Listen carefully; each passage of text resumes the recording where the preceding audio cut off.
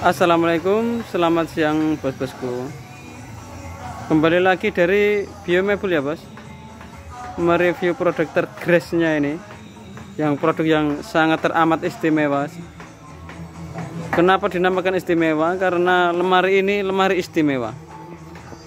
Yang punya pasti bos yang sangat istimewa. Kita lihat keseluruhan.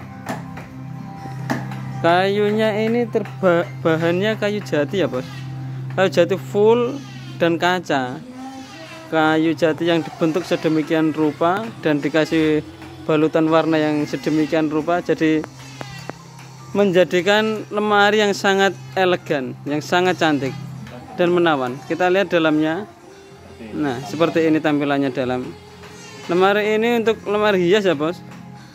Untuk piring-piring, guci-guci, hiasan-hiasan itu sangat cantik sekali.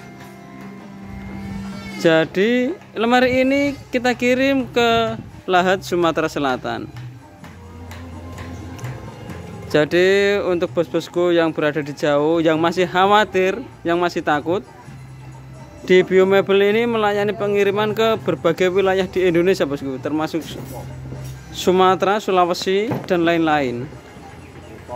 Video call, namanya sesuaikan dengan KTP-nya, Muhammad Tasbihi, jangan yang lain bosku, karena yang lain itu oknum-oknum penipuan yang mengatasnamakan Biomebel Muhammad Tasbihi bosku.